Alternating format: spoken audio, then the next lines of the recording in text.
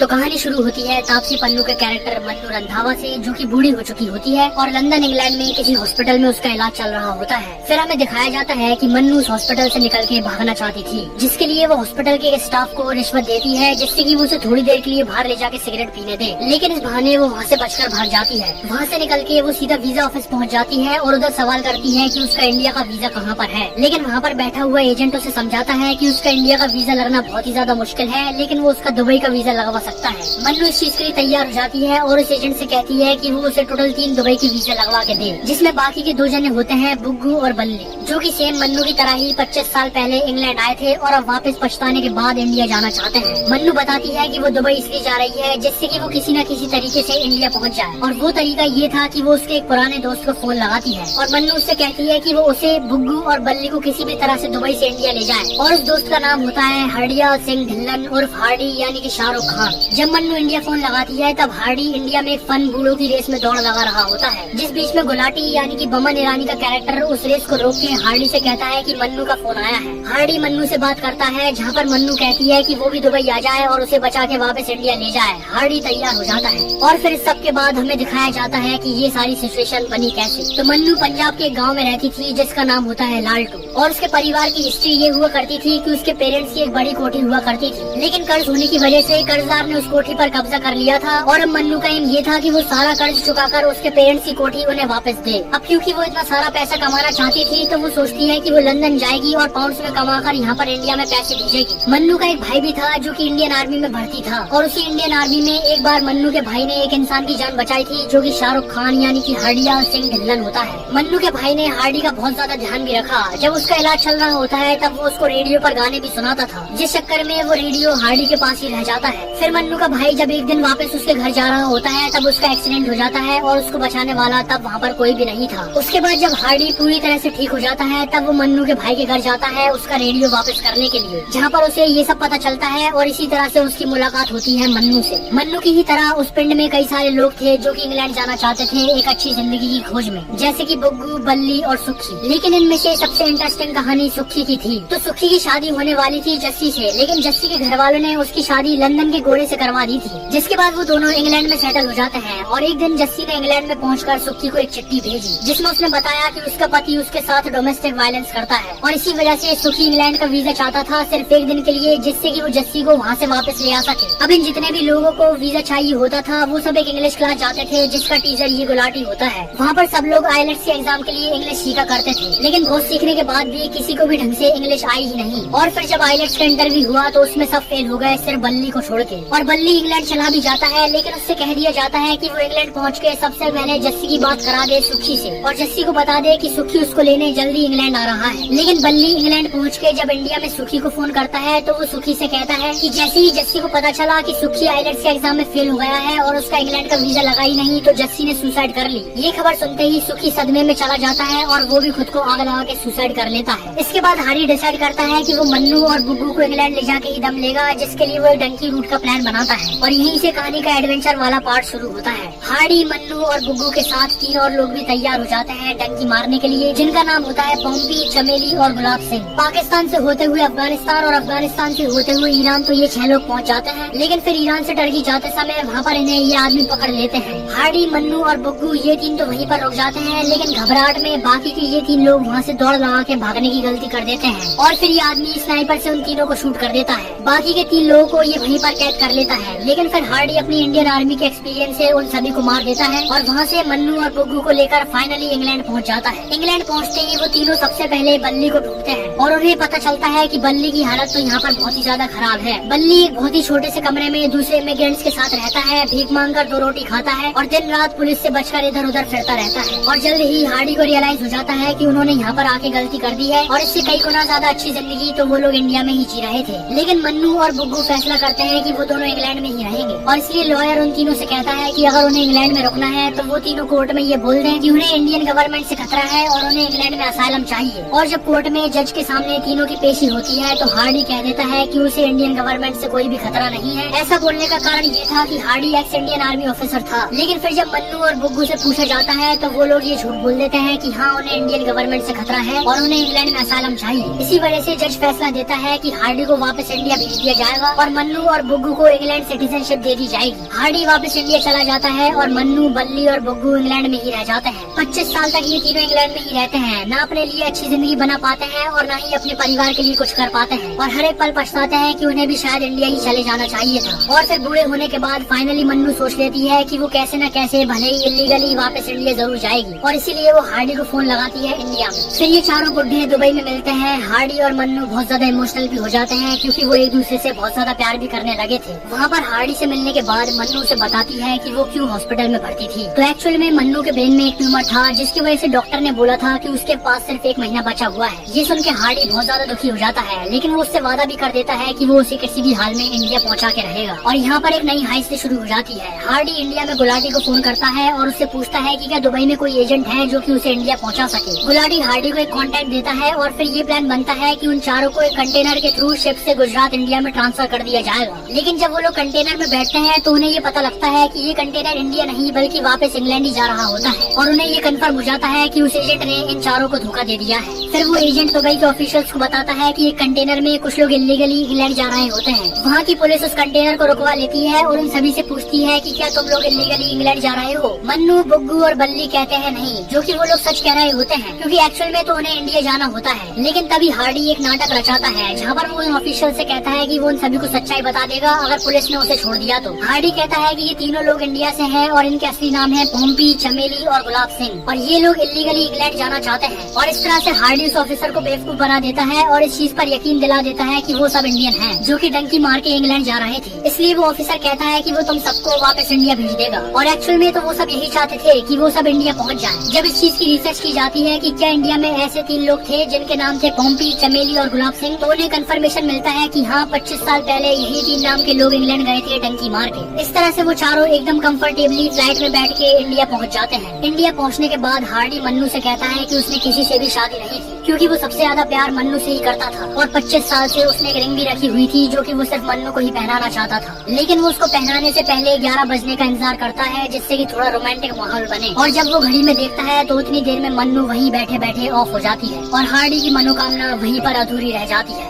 यही थी डंकी मूवी की स्टोरी। आई होप तुम्हें वीडियो अच्छी लगी हो।